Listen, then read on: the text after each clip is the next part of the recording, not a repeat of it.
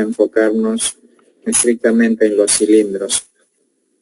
Igual, siempre menciono a los profesionales que han apoyado en el avance del área de uranálisis, el doctor Fernando Dalet, con más de 11 libros publicados de España, libros de uranálisis, el doctor Luis Palaoro, que también ha publicado libros de citología en uranálisis, él es de Argentina, el doctor Giovanni Fogazzi es de Italia, también tiene libros publicados de uranálisis, y el doctor Michel Daudon de Francia, que tiene libros publicados de litiasis. En la actualidad, el contenido que estamos compartiendo en este curso es enfocado a la guía de estandarización en uranálisis del Instituto de Estandarización en Laboratorio Clínico del Perú. Esta es una fotografía donde se muestra todo el grupo de trabajo que integran la estandarización en uranálisis.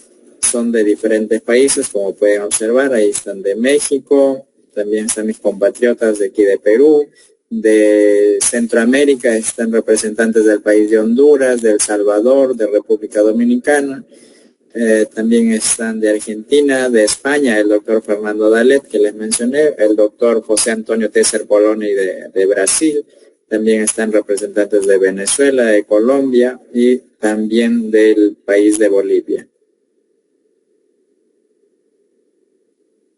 Esta guía se hizo el lanzamiento de manera oficial en la ciudad de La Paz, en el país de Bolivia, el 19 y 20 de noviembre del año pasado, 2022.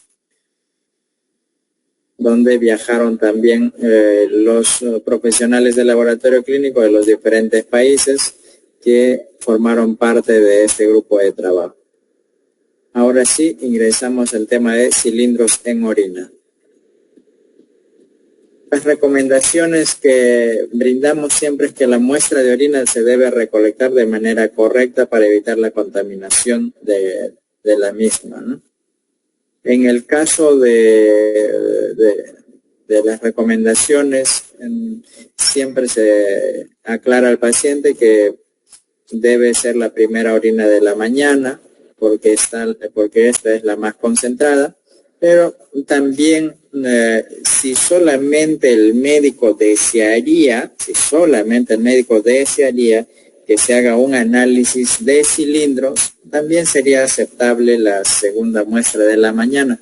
Incluso hay estudios que indican que para un estudio de cilindro, la segunda muestra de la mañana sería mucho mejor que la primera muestra, ¿sí? Si por ahí tuvieran algún paciente que les diga, no, esta es la segunda muestra, ¿no? Me olvidé de que debería recolectar la primera muestra, también pueden aceptar, ¿no? Si es que el médico estaría solicitando exclusivamente búsqueda de cilindros.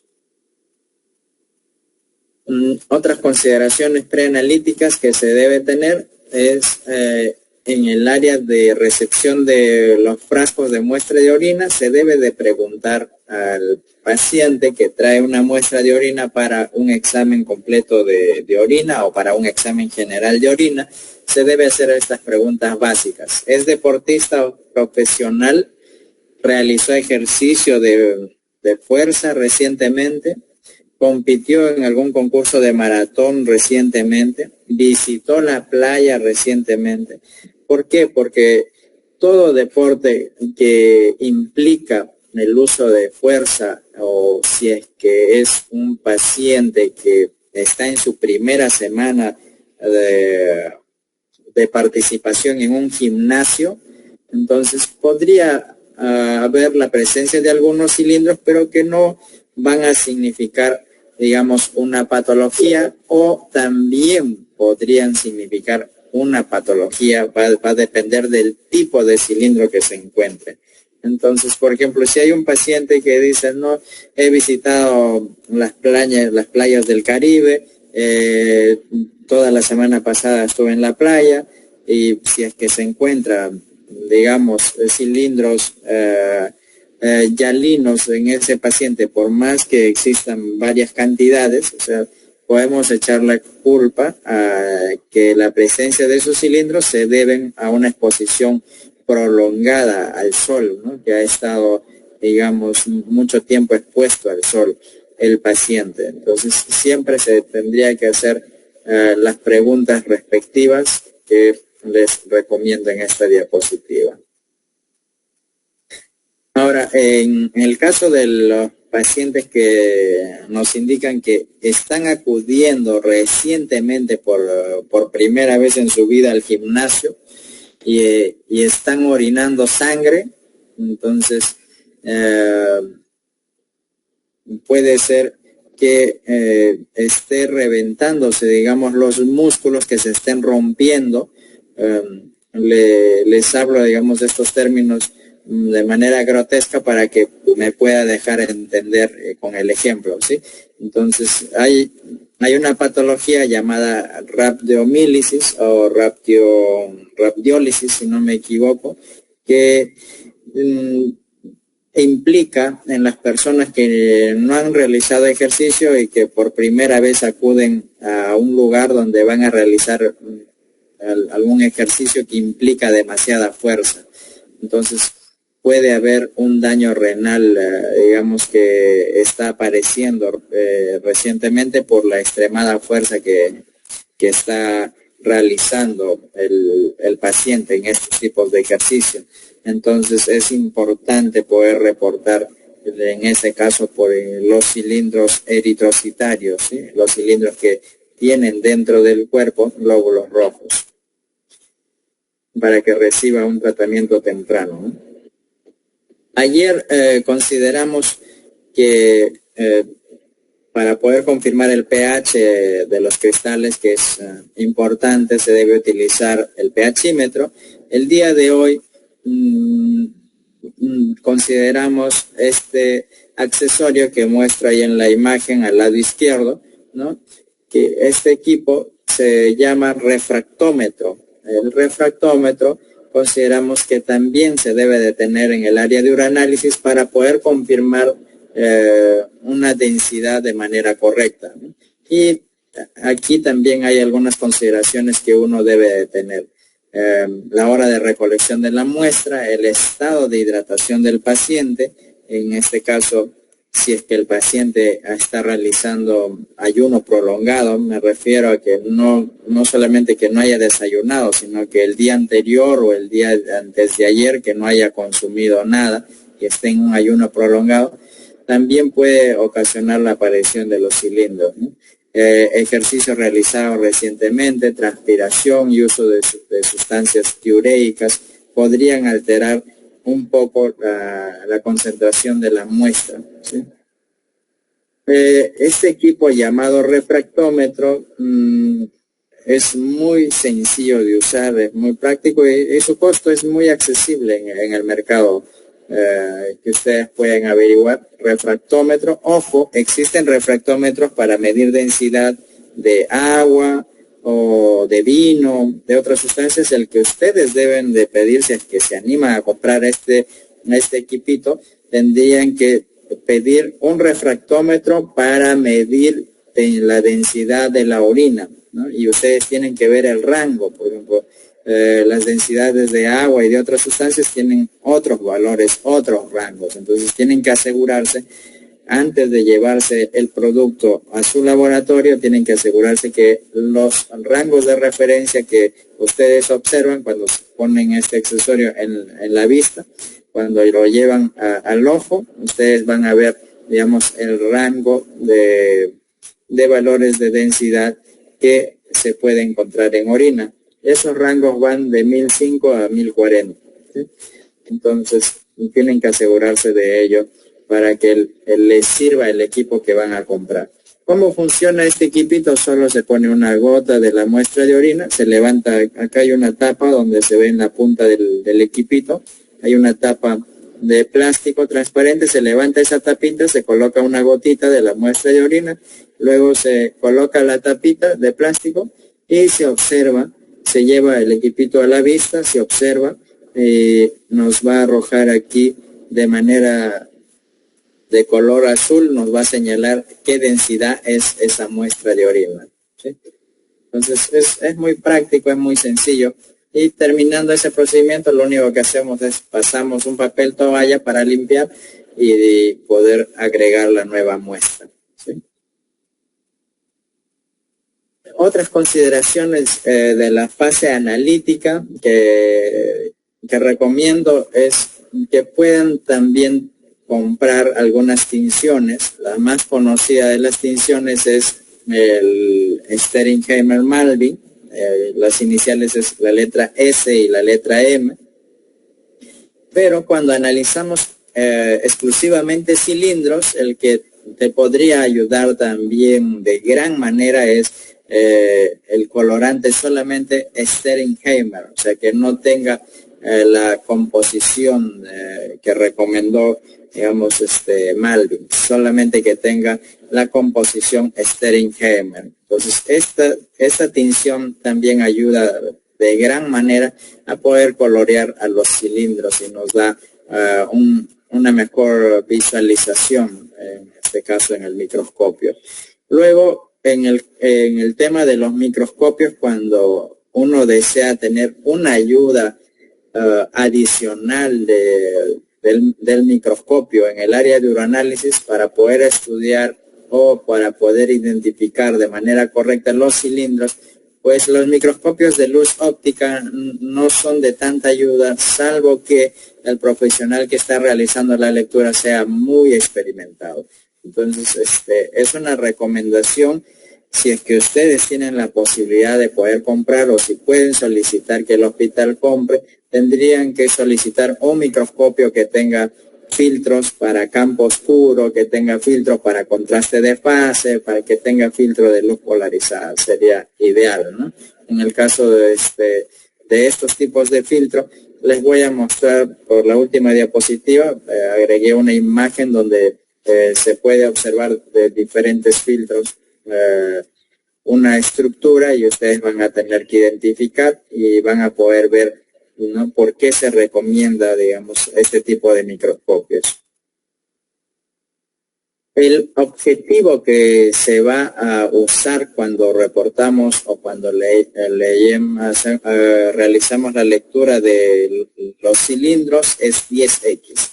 Entonces tenga mucho cuidado, por favor, porque todas las demás estructuras nosotros lo reportamos a 40X, pero cuando realicemos la lectura de cilindros debemos de hacer el conteo en base a 10X, ¿sí? Porque puede ser que a 40X solamente vea un cilindro por campo. Entonces acuérdense que los cilindros tienen una gran importancia y pueden ayudar al médico a poder saber, digamos, un grado de patología dependiendo del tipo de cilindro que se encuentre. Entonces, si reportamos a 10 campos, lo que veíamos en 40X, un cilindro, si cambiamos a 10, puede ser que veamos 2 o más cilindros. Entonces, por ello la importancia de poder hacer el reporte de los cilindros a 10X.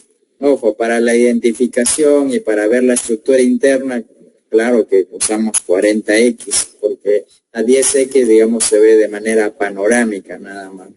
Pero a 40X hacemos el reconocimiento de poder ver qué es lo que hay dentro de los cilindros para poder diferenciar si es un cilindro de glóbulos rojos o si es un cilindro de glóbulos blancos o si es otro tipo de estructura que está en la parte interna del cilindro. Incluso hay algunos casos en que estamos obligados a utilizar el objetivo de 100X, porque con 40X tampoco no lográbamos identificar bien algunas estructuras. Entonces, solo para el reporte, la cantidad por campo, no se olviden que para los cilindros es a 10X.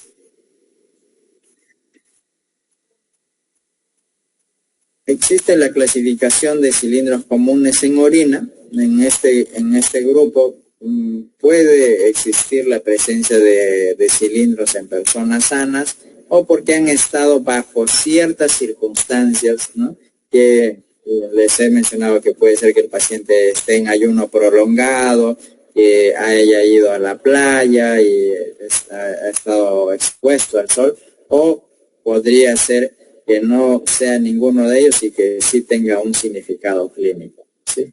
En la clasificación que existen en diversos libros, la más recomendada por la guía de estandarización en uroanálisis es la que ha sido elaborada por la comunidad de tecnólogos médicos de Japón, que está en la guía japonesa, que la mayoría la conocemos como la guía japonesa. La guía del país de Japón, la guía de uroanálisis del país de Japón, es la que mejor describe la clasificación de cilindros. En ella se clasifican en dos grandes grupos.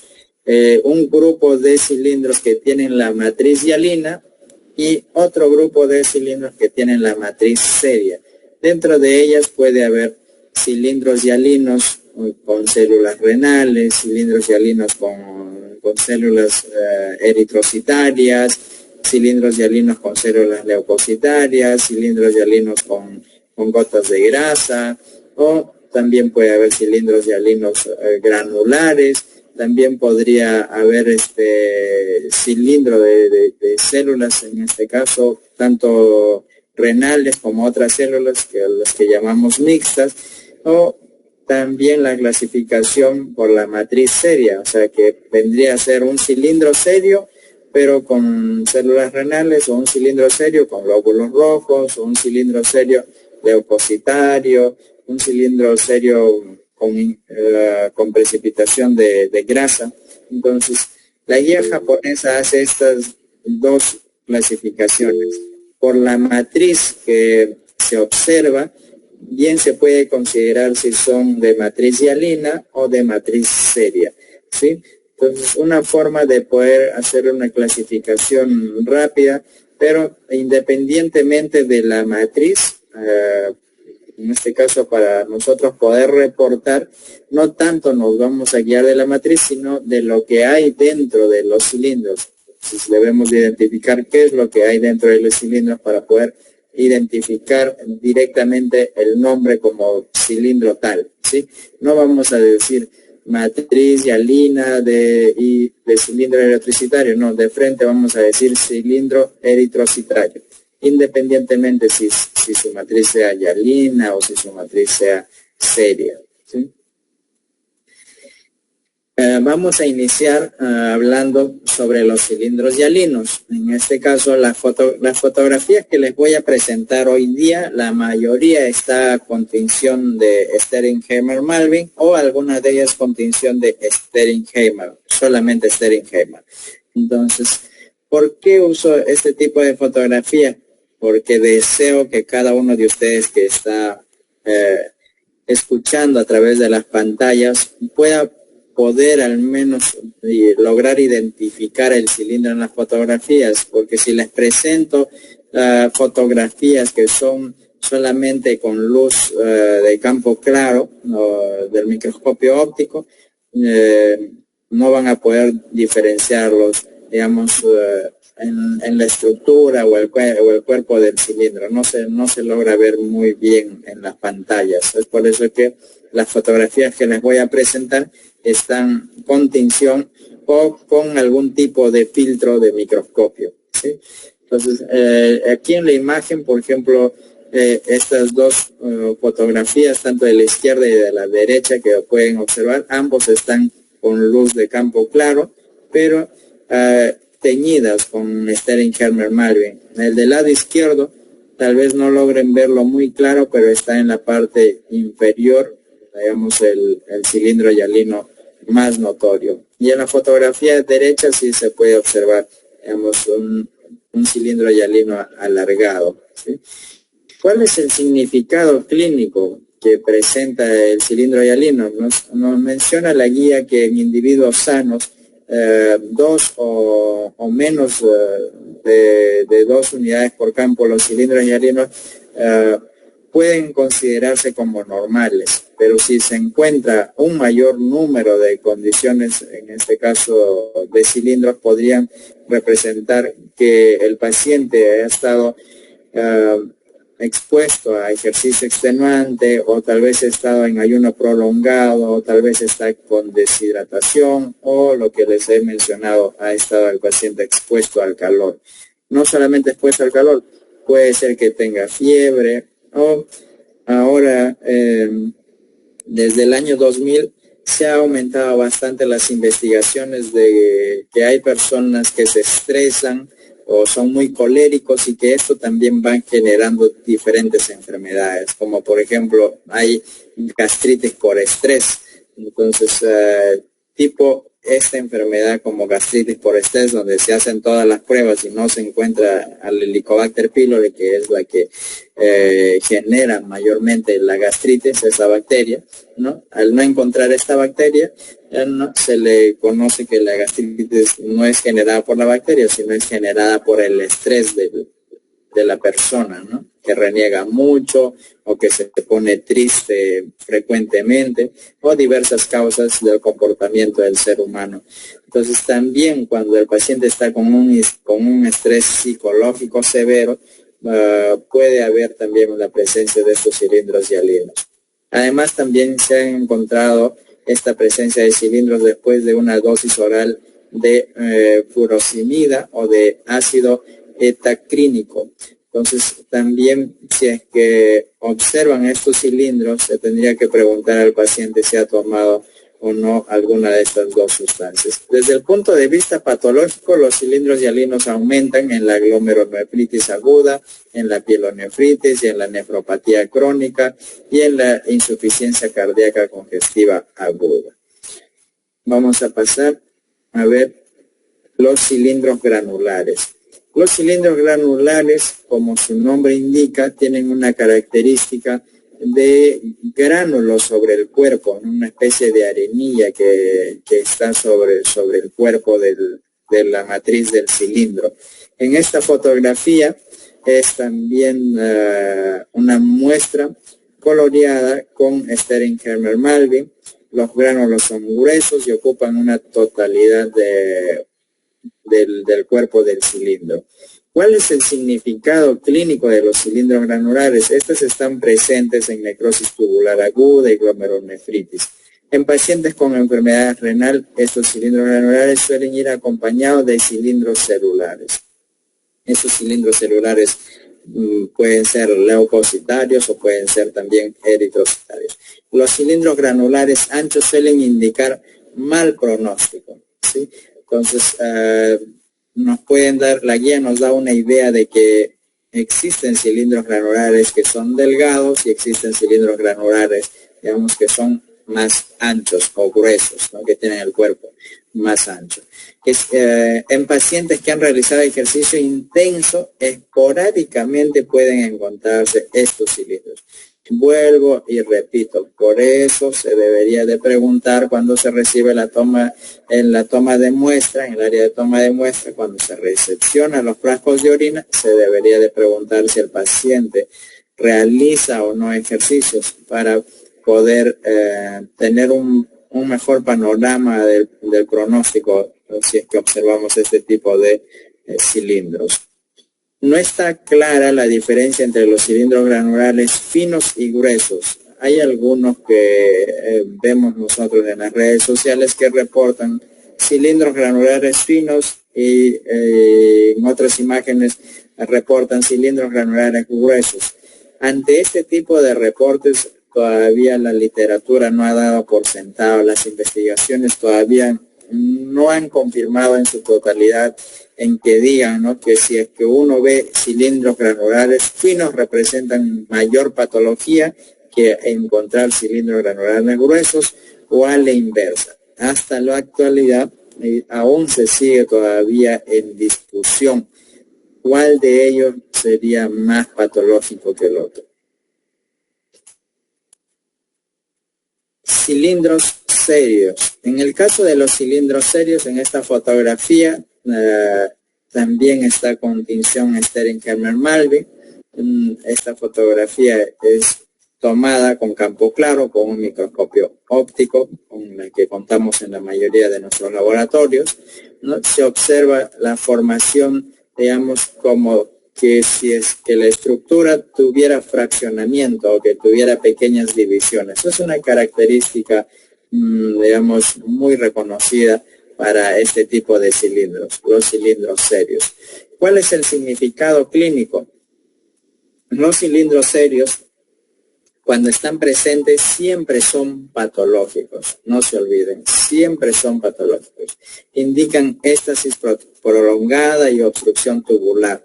Se encuentran con mayor frecuencia en pacientes con enfermedad renal, tanto agudo como crónico. Por lo tanto, con frecuencia se le denomina cilindros de enfermedad renal. Entonces, lo que nosotros tendríamos que hacer, si vemos algún tipo de cilindro, es buscar no solamente los 10 campos o los 20 campos, tendríamos que buscar casi toda la muestra que estamos observando con 10X para tratar de encontrar algún cilindro si existiera, ¿no? Porque representa tan solamente uno por campo, o si encontramos 2 o 3 en 10 o en 20 campos, ya representa una patología. Entonces, por ello la importancia de poder hacer una revisión, digamos, a 10X y tener un mejor panorama de la muestra. Aquí les muestro un video. Espero que todos puedan estar viendo. No todos los cilindros se caracterizan por un tamaño específico. Si ustedes ven el video, se hace un seguimiento de casi todo el cuerpo de este cilindro serio, ¿no? Que también está con tinción Stering-Hermann-Malvin.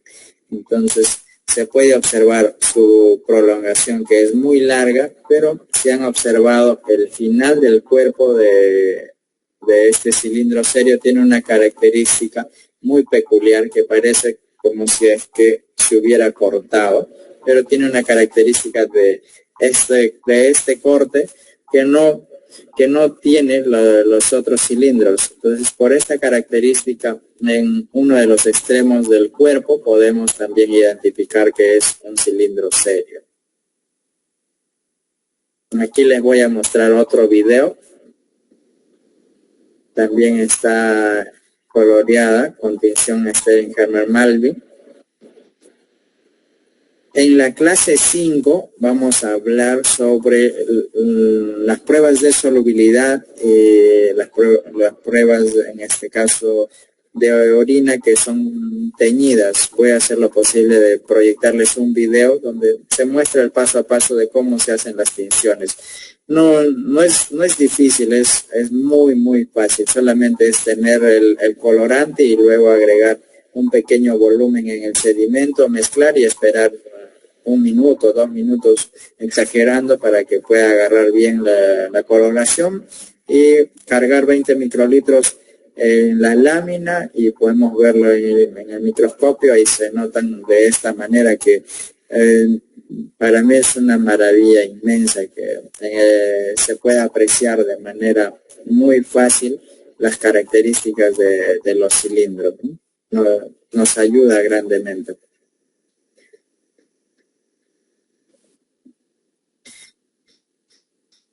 La fotografía que están viendo representa a un cilindro eritrocitario. También está coloreada con tinción Stering-Hermann-Malvin. En este caso, se le llama cilindro eritrocitario por el contenido que se presenta en el cilindro. Independientemente si su matriz sea hialina o si su matriz sea seria. Entonces, lo que vemos es el contenido. Ni bien podemos identificar que son glóbulos rojos que están dentro del cilindro, entonces a ello le llamamos cilindro eritrocitario. ¿Cuál es el significado clínico de los cilindros eritrocitarios? Que representan un marcador de sangrado glomerular. Mucho ojo. Les había mencionado de que si había pacientes que estaban empezando a ir al gimnasio y que hacían ejercicios extenuantes, pues si ustedes ven en esos pacientes este tipo de cilindros, se tiene que reportar de manera obligada, y por eso la importancia de poder identificarlos de manera correcta, ¿no? Porque representan un marcador de sangrado glomerular, o sea, es específico que el daño ya está en la parte del glomero del riñón.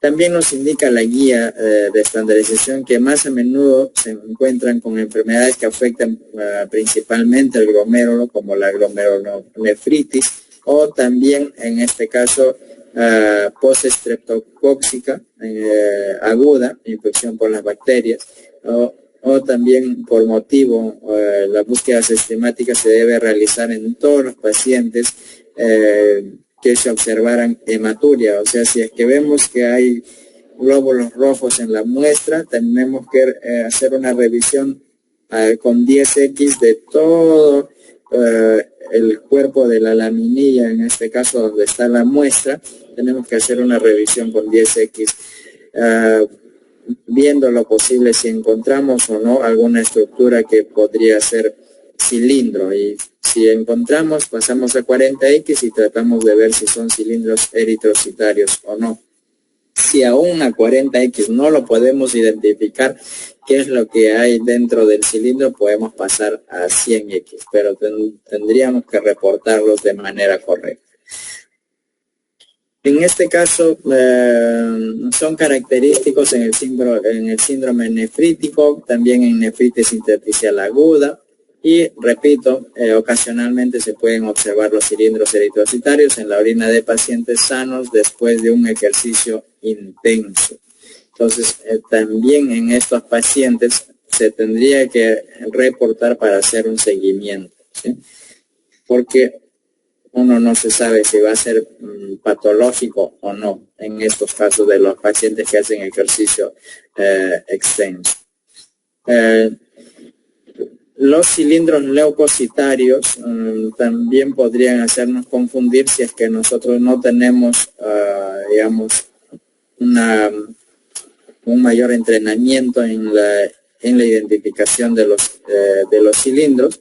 Los cilindros leucocitarios alguna vez se consideraron patognomónicos de una infección bacteriana aguda que afectaba el riñón. Sin embargo, también se pueden encontrar en pacientes con glomerulonefritis lupídica, proliferativa activa, o otras enfermedades como glomerulares o nefritis intersticial aguda. Aún así, la presencia también de bacterias es útil su identificación para distinguir entre una pielonefritis y una cistitis. En el caso de los cilindros leucocitarios se podrían observar de esta manera, como pueden ver ahí en la fotografía. Digamos, se observan los glóbulos blancos dentro del cuerpo del cilindro, y cuando se hace la tinción con Steringermer-Malvin se puede observar también los núcleos de los diferentes tipos de glóbulos blancos. Ahora, ¿cuál es la diferencia de la pielonefritis y la cistitis, ¿no? ¿En cuál de ellas nosotros vamos a encontrar cilindros leucocitarios? Quiero que quede, por favor, esta pregunta en la parte final, o si alguien ya tiene la respuesta, lo escribe ahí en el chat. ¿En qué tipo de patología vamos a encontrar cilindros leucocitarios? ¿Cuando el paciente tiene pielonefritis o cuando el paciente tiene cistitis? Va a quedar esta pregunta para que lo respondan ustedes en el chat, por favor. A ver, les muestro aquí un pequeño video. Este es un cilindro leucocitario, microscopía de campo claro, la tinción, repito, Steringermer-Malvin.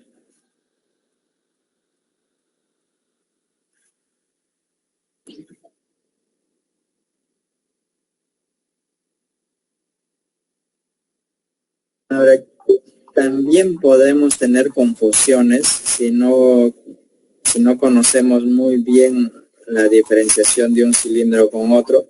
De un cilindro leucocitario también podríamos reportar mal, por ejemplo, si es que viéramos nosotros este tipo de cilindros, lo que observan aquí en la pantalla, en la fotografía. Por ejemplo, aquí se observan en la parte interna del cilindro.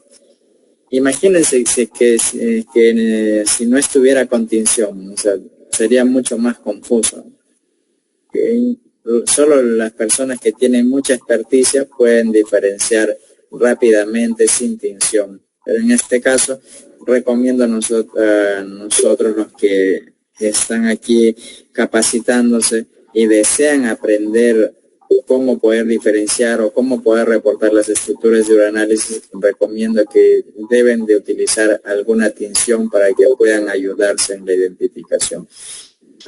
Observar estructuras redondas dentro del cilindro no siempre va a significar que son leucocitos o que son glóbulos rojos, sino también podrían ser cilindros de células tubulares renales o más conocido como cilindro de células renales.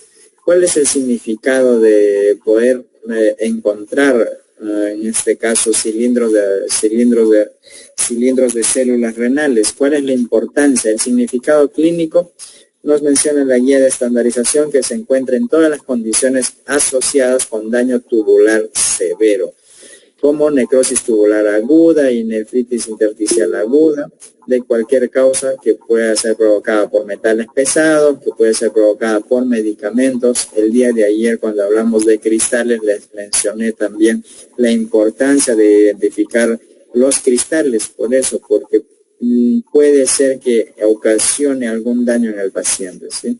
Por ello la importancia. Y otras enfermedades. También son un hallazgo frecuente en enfermedades glomerulares. Entonces, bien podría ser un daño tubular severo o un daño glomerular.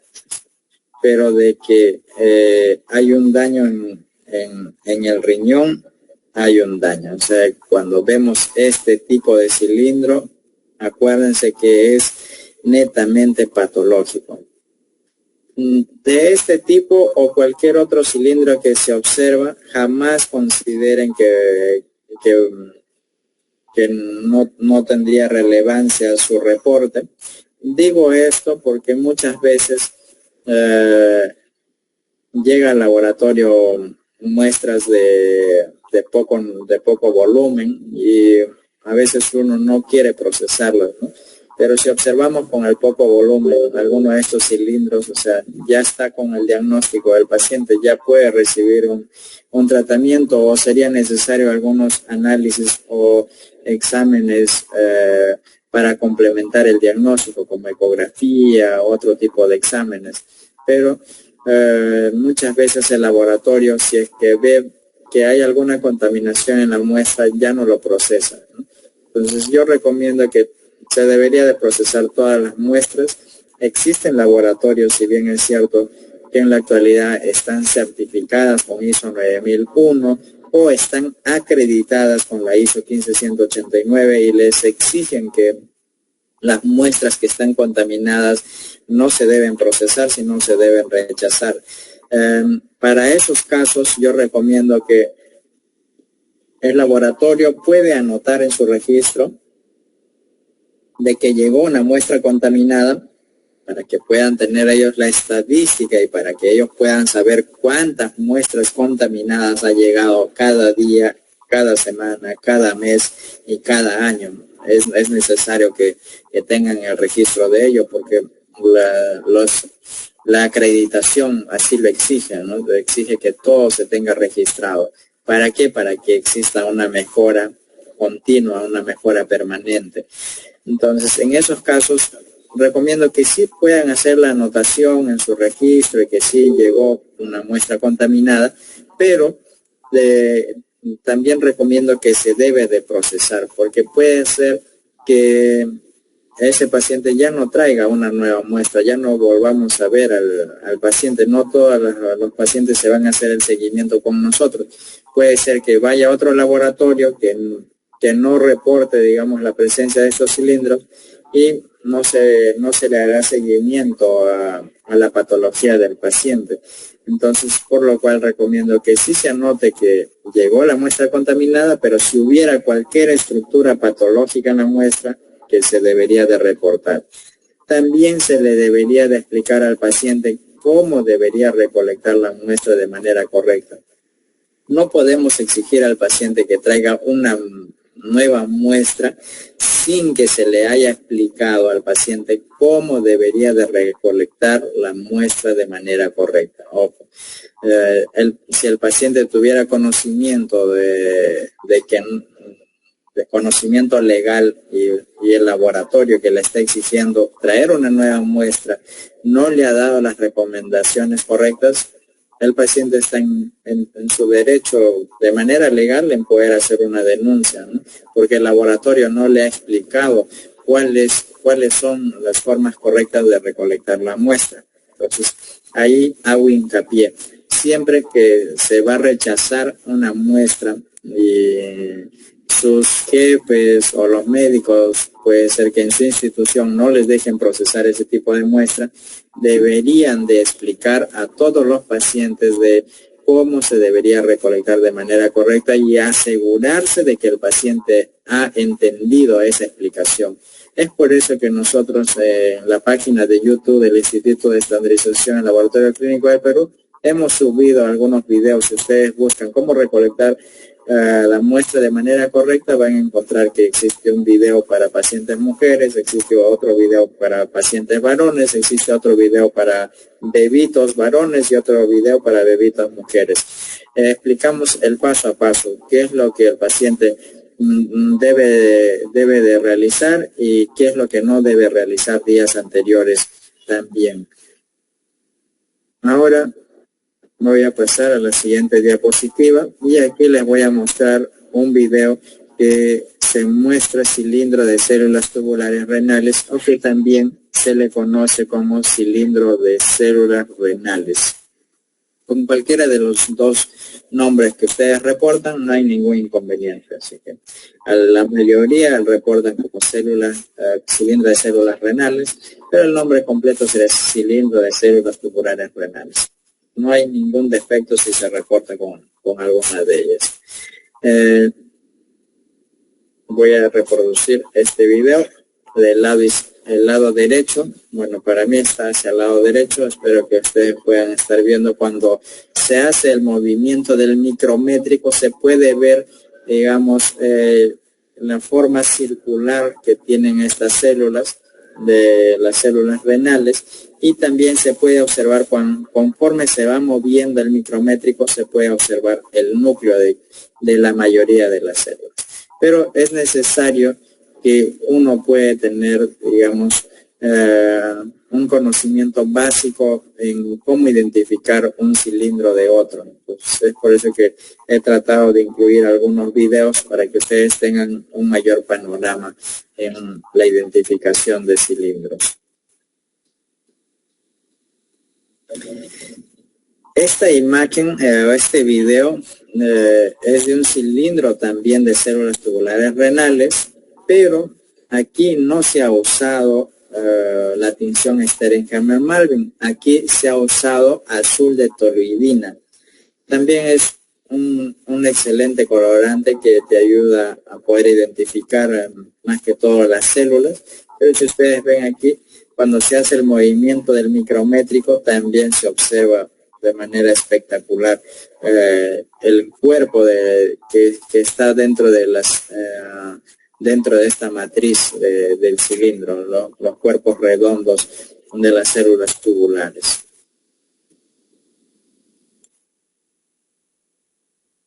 Ahora les voy a hablar un poco sobre los cilindros grasos. Para la gran mayoría es desconocido la presencia de cilindros grasos, pero en una gran cantidad de pacientes ya se ha reportado esta presencia. Nosotros tenemos un grupo de Telegram también donde ayudamos de manera desinteresada. Cualquier profesional de laboratorio clínico puede tomar la fotografía del sedimento y puede compartir en el grupo de Telegram. En Telegram está como Uroanálisis ILC, las iniciales de Instituto de Estandarización en Laboratorio Clínico del Perú, IELC. Pueden hallar este grupo de Telegram y ahí pueden enviar sus fotografías también. Y hemos visto que en ese grupo de diferentes países han compartido y hemos visto también que han reportado cilindros grasos. ¿Cuál es el significado clínico de reportar cilindros grasos? Es muy importante, ¿por qué? Porque se asocian con mayor frecuencia con el síndrome nefrótico, pero también se observan en la necrosis tubular tóxica, la diabetes mellitus y las lesiones por aplastamiento. En este caso, su sola presencia me indica que es patológico. Así hubiera 2 cilindros en los 10 o 20 campos que he contado en toda la muestra, ¿no? Es netamente patológico. En esta imagen se puede observar el cilindro graso o cilindro lipídico, como algunos también lo conocen. La microscopía de campo claro es en la parte superior, la fotografía que está identificado con la letra A, y en la parte inferior está la fotografía con el filtro del microscopio de luz polarizada. Se observa aquí una característica típica de los lípidos que se puedan observar en orina, que tiene una formación dentro del círculo, que tiene una formación tipo cruz, y a esa formación también ayer les he mencionado que en la evaluación de cristales también hay estas características en algunos cristales. Cuando vemos lípidos también se observa esta característica de cruz, que se le llama cruz de Malta. Entonces, cuando vemos estos cuerpos circulares y utilizamos el filtro de luz polarizada y movemos el micrométrico y vemos esta formación de cruz dentro del círculo, ¿no? Estamos seguros de que esos círculos son gotas de grasa o son cuerpos lipídicos. Entonces debemos de reportarlos como cilindros grasos. Aquí tengo otro video pequeño donde también les muestro el cilindro graso. Esta fotografía y este video se ha elaborado con tinción Stering-Hermann-Malvin.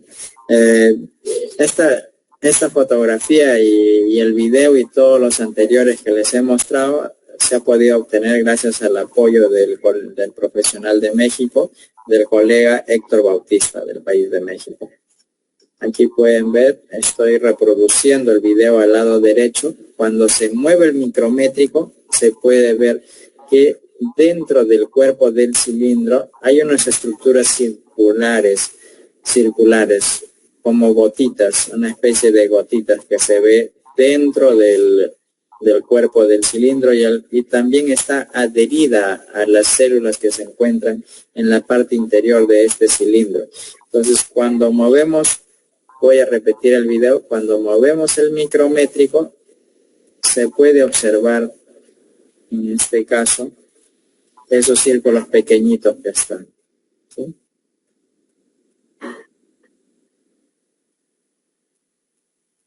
Se nota ahí, los círculos hay algunos muy pequeños y hay otros que son de tamaños medianos, ¿sí? Pero para poder ver la cruz de Malta solo se puede observar a través del filtro de luz polarizada. Si no tenemos luz polarizada, tenemos que guiarnos por la forma y mover el micrométrico. Aquí les presento otro cilindro graso también. Voy a reproducir el video. Y a diferencia de los anteriores, si observan ustedes, estas gotas de grasa son mucho más grandes. Entonces, no tanto nos vamos a guiar por el tamaño, sino por la forma de la estructura.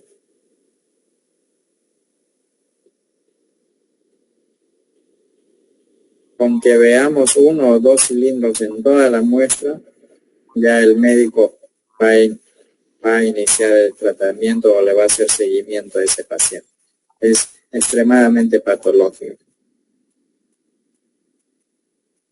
Aquí les muestro otro pequeño video, también de cilindro graso. Moviendo el micrométrico nos ayudamos a poder ubicar, en este caso, la estructura circular que hay casi en todo el cuerpo del cilindro.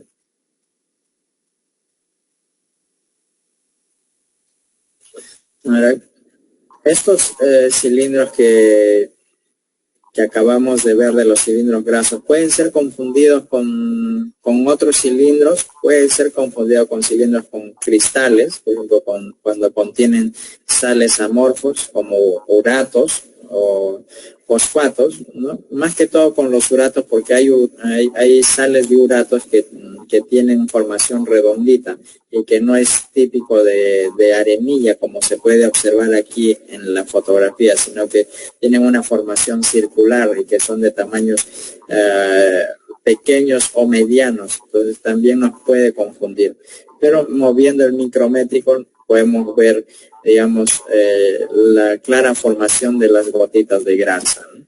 Que no serían cristales, sino son netamente grasa. Y si tuvieran la luz polarizada, creo que tuvieran una mejor ayuda. ¿Cuál es el significado clínico de los cilindros con cristales o con presencia de sales? La presencia de estos cristales indica que ha precipitado tanto cristales como sales dentro de los túbulos renales donde se forman los cilindros. Estos cristales pueden dañar el epitelio tubular y causar obstrucción a ese nivel. Entonces también son patológicos, ¿eh? Aquí voy a reproducir el video para que ustedes puedan observar. Se le dio un golpe ahí para poder ver, digamos, la flotación de las demás sales que está alrededor del cilindro. Y también este golpecito que se dio aquí para poder ver este cilindro me ayuda a recordar que les debo de recomendar siempre que es necesario darle un pequeño golpe con un tip. Los tips que utilizan las pipetas, los tips amarillos o los tips azules, con ese tip, si encuentran algún tipo de cilindro que estén dudando, ¿no? Pueden darle un pequeño golpecito para poder confirmar si realmente son cilindros o si son filamentos o si son algún tipo de agregado, ¿no? Que puedan hacernos confundir con cilindros. Más adelante les voy a mostrar unas fotografías de unas estructuras que podrían hacernos confundir con cilindro y ustedes van a poder recordar el consejo que les estoy dando en este momento, ¿sí? Se le da un pequeño golpecito, estamos observando en el microscopio, estamos observando y con la mano agarro un tip amarillo o un tip azul y le doy un pequeño golpecito sobre la laminilla cubre objeto. No es de manera brusca, es un golpecito ligero que me permita seguir viendo la estructura que estoy enfocando. Entonces, si veo que la estructura se mantiene, no se desarma, yo puedo decir que realmente son cilindros y que no son agregados, que no solamente es una formación de agregados. Y este consejo también les doy para poder diferenciar entre un agregado cristalográfico versus una macla.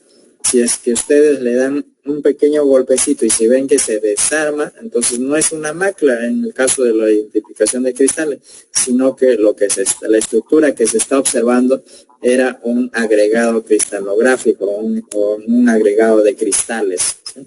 El consejo es tanto para los cristales que vimos ayer y también para hoy día en la identificación de cilindros. También existen los cilindros con microorganismos y estos tienen también una importancia clínica.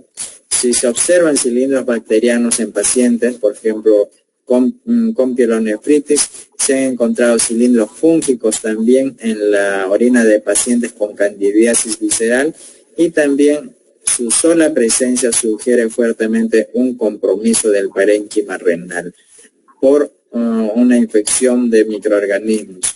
En este caso, la mayoría de veces que se observa de microorganismos, se observan de bacterias. Esta fotografía también es con Steringheimer, Malvin, pero si no tuvieran Steringheimer, Malvin y ustedes quieren diferenciar, digamos, la estructura, nos está confundiendo si realmente son bacterias o si son sales. ¿Qué otra tinción podemos usar? Pues en el área de microbiología usamos mucho la tinción de Gram.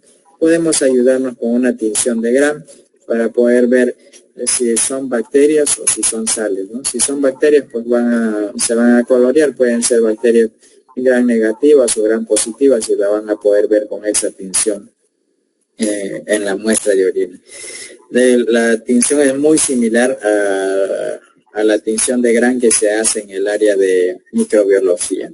En la clase número 5 voy a hacer lo posible de proyectarles un video del paso a paso de las tinciones con diferentes colorantes, para que ustedes puedan ver que es muy sencillo.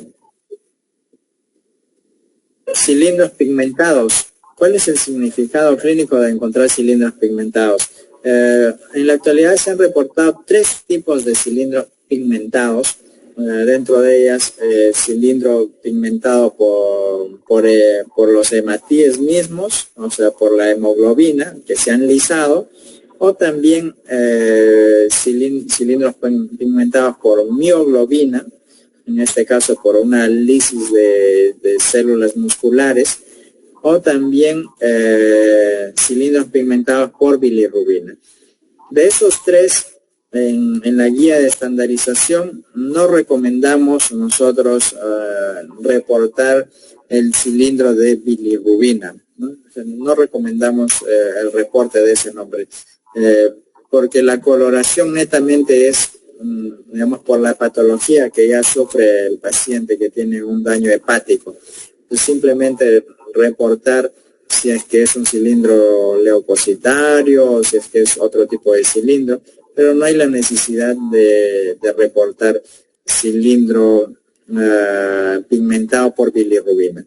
¿Cuáles vendrían a ser patológicos? El cilindro pigmentado por hemoglobina o el cilindro pigmentado por mioglobina. En este caso, ¿qué representa? ¿Cuál es el significado clínico? Los cilindros de hemoglobina se asocian con los eritrocitos en patologías con sangrado glomerular y en algunas situaciones esta hemoglobina puede ser derivada de una anemia hemolítica. En el caso de los cilindros de mioglobina comúnmente se observan en la rhabdomiólisis. Es lo que menciona la guía, y también la guía de estandarización hace la aclaración.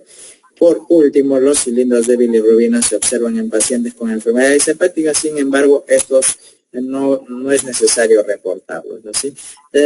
Rhabdomiólisis, hago aquí la mención, les vuelvo a hacer recordar de que podría encontrarse esta patología en pacientes que están iniciando a asistir a los gimnasios, ¿sí? Que hacen fuerza extremada, o podrían hacer cualquier otro tipo de deporte donde se aplica la fuerza extrema, y si ustedes reportan cilindros pigmentados por hemoglobina o por mioglobina, van a estar ayudando grandemente al diagnóstico del daño glomerular de ese paciente, ¿no?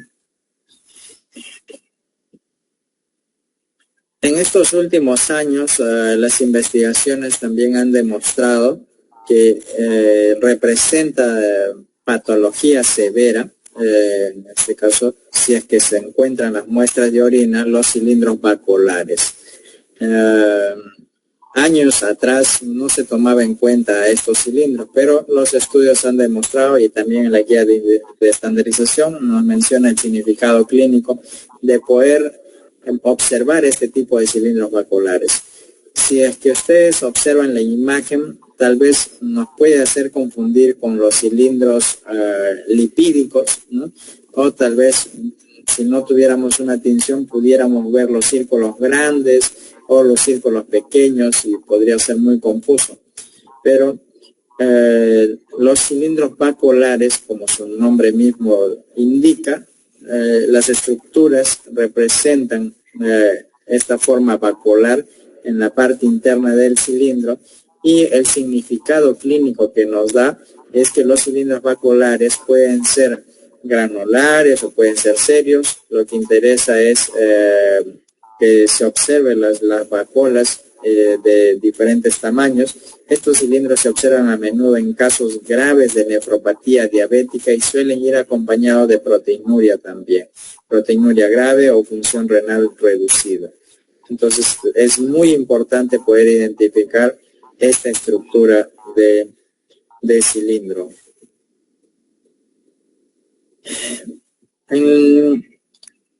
Hace 2 años atrás era muy discutido el aporte de los cilindroides, ¿sí?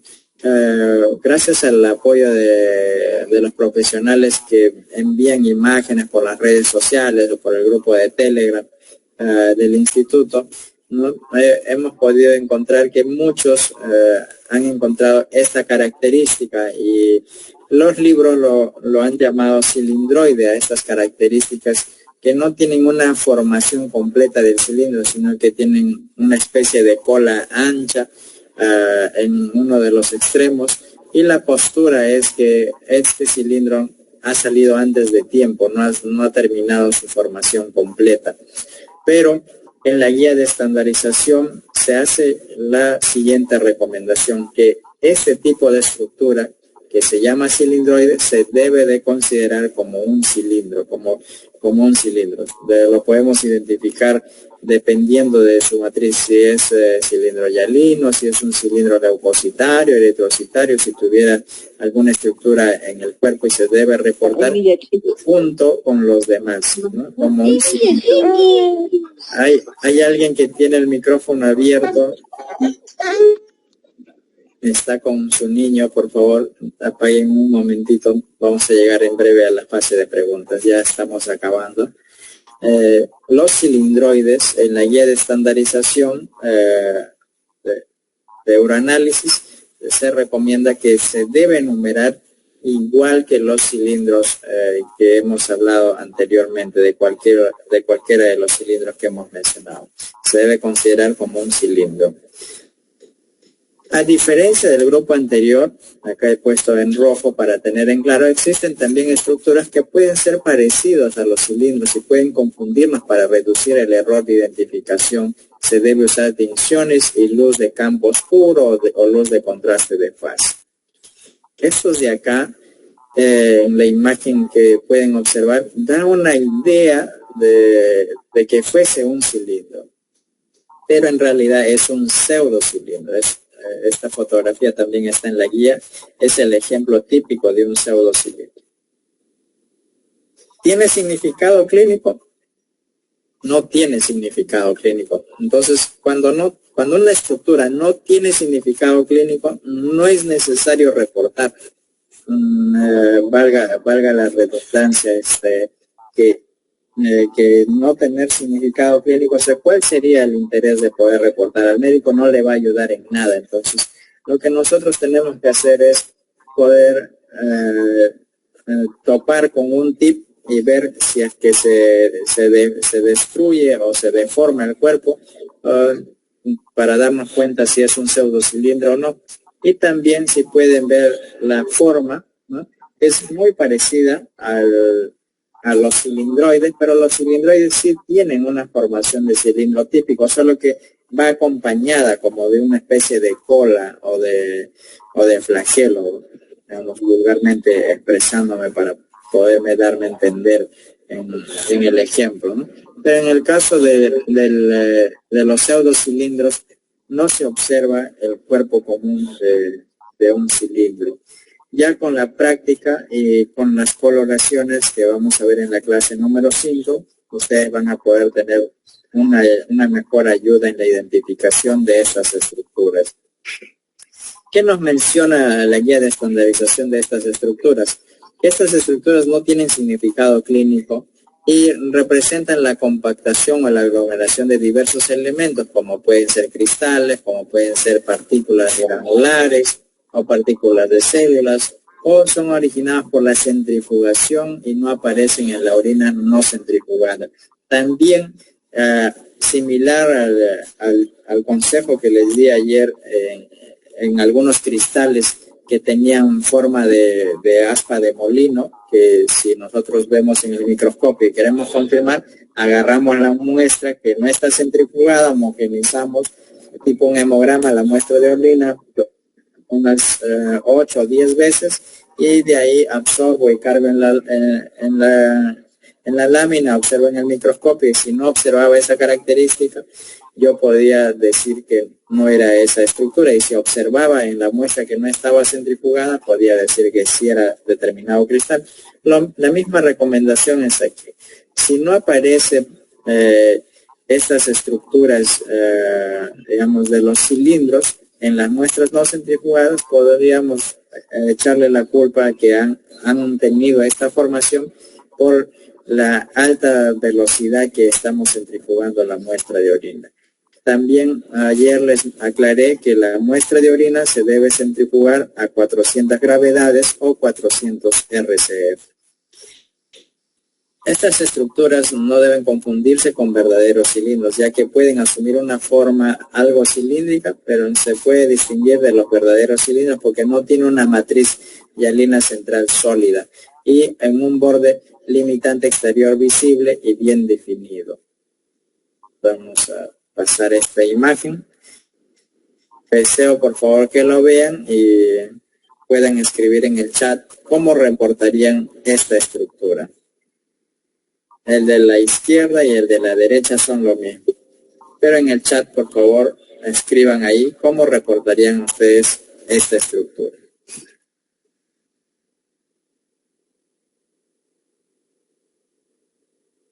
Y ahora voy a ponerles otra fotografía.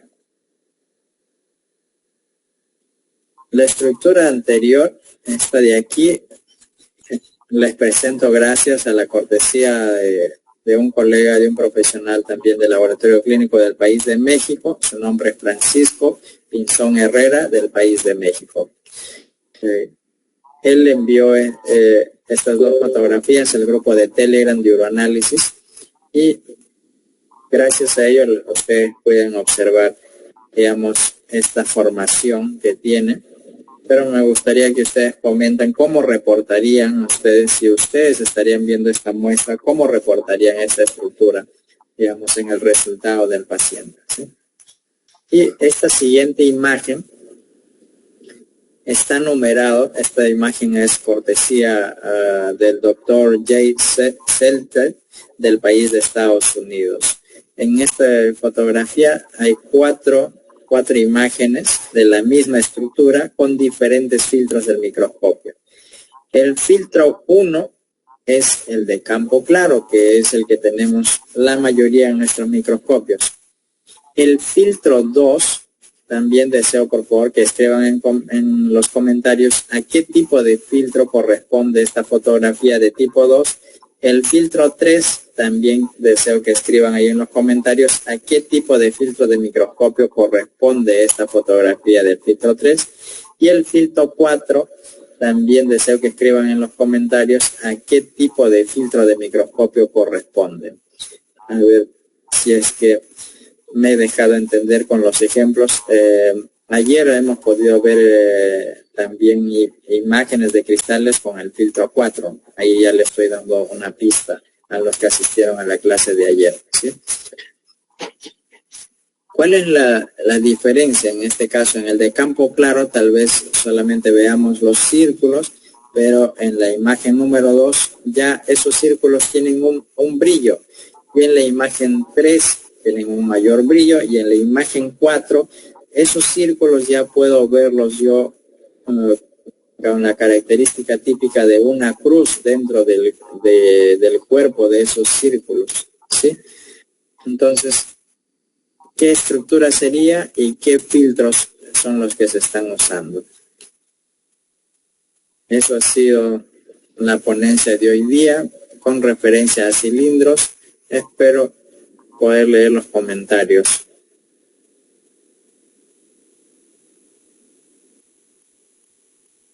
Si tuvieran alguna pregunta, también encantado de poder responder, ¿no?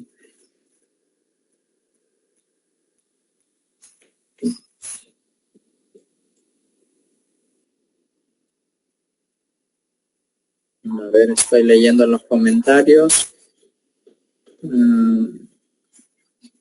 La primera pregunta, a ver, ¿podría ser en la pielonefritis? Esta es la respuesta de la pregunta que hice, ¿en qué casos se podría encontrar los cilindros leucocitarios, ¿sí? Muy bien, si es que se encontraba en la pielonefritis o en la cistitis. Exacto, la respuesta es en la pielonefritis, que se puedan encontrar los cilindros leucocitarios. En la cistitis, ¿por qué no se pueden encontrar cilindros leucocitarios? Porque la cistitis es más, digamos, por el grosor de la pared de la vejiga, no es tanto por una infección.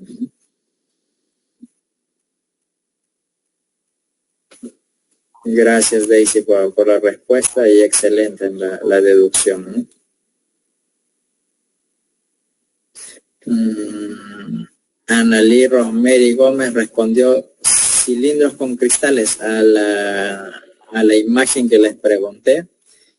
A ver, Freddy Ramos también preguntó cilindro de cristales. Ahí todavía puso el nombre del cristal. El nombre del cristal está excelente. Ácido úrico, sí es ácido úrico. Pero cilindro de cristal, a ver, vamos a ver. A ver, Daisy respondió, cilindro de cristal de ácido úrico, también está parecido a la respuesta de Freddy Ramos. Sí son ácido úricos, sí, eso sí. Berta Alanoca respondió, cilindro de ácido úrico, son 3 respuestas.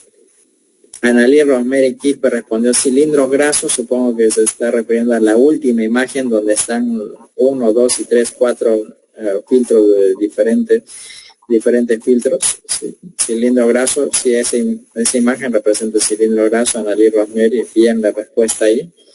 Daisy responde cilindro graso también. Bien, el filtro número 2 es campo oscuro, el filtro número 3 es contraste de fase, el filtro número 4 luz polarizada. De todas ellas el 4 está bien, el luz polarizada, porque se usa la cruz de Malta. Pero el 2 y el 3 creo que ella ha puesto a la inversa. El 3 es el que está el cilindro de contraste de fase y el 4 donde se ve literalmente el campo de negro, ese es el campo oscuro. Solo ahí tuviste el pequeño error. Juan Néstor ha respuesto cilindro de ácido graso. Es a una de las fotografías. Espero que te estés refiriendo a ella. Entonces, si es así, la respuesta sería la correcta. Pero en la imagen donde la mayoría de ustedes ha respondido que es un cilindro de cristales de ácido úrico, les voy a decir que no.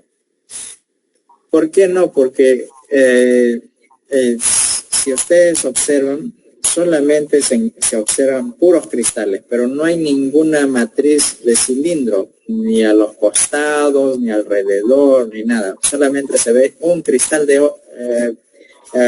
una detrás de otro, pero tiene una característica peculiar, y les decía por eso, de que pueden haber estructuras, aunque a ustedes les parezca imposible, que se asemejen a la característica de un cilindro, pero no son cilindros, ¿no? Si es que hubieran, digamos, fosfatos o uratos por una alta centrifugación y hubiera filamento mucoide, también tendría una característica muy similar a los cilindros, pero no son cilindros. Simplemente están adheridas o agregadas una con otra y nos hacen confundir. En este caso, la imagen que les presenté es de un agregado cristalográfico de ácido úrico. Entonces, ¿cómo yo puedo decir o atreverme a que es un agregado? Porque si es que nosotros le topamos con el tip sobre la laminilla, o sea, se separa, ¿no? Pero si en caso no se separaría, sí vendría a ser una macla, pero estos están pegadas una detrás de otra.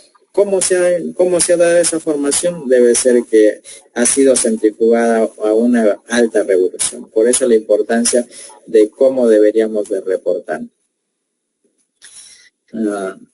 Así es, el de ácido úrico no es un cilindro, es un agregado cristalográfico.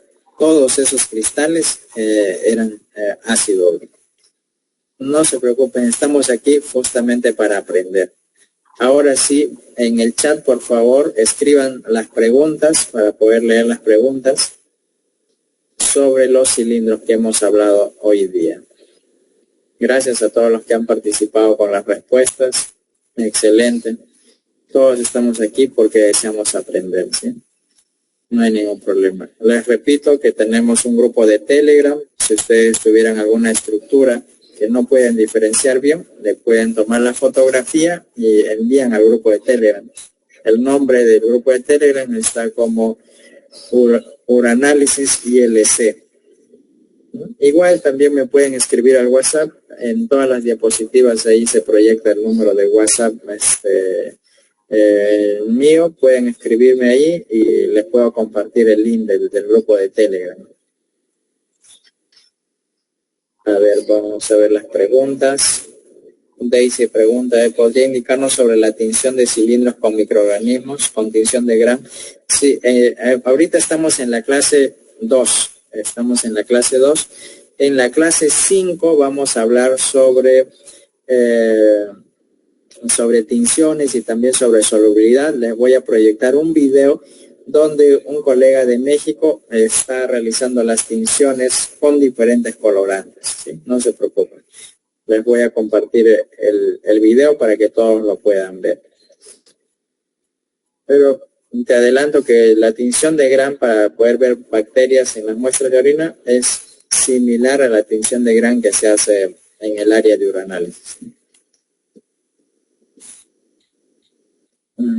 Pepe Mon pregunta si hablará de una recomendación de reporte estandarizado en uranálisis. Sí, vamos a hablar solo del reporte en la clase número 6, que es la última clase.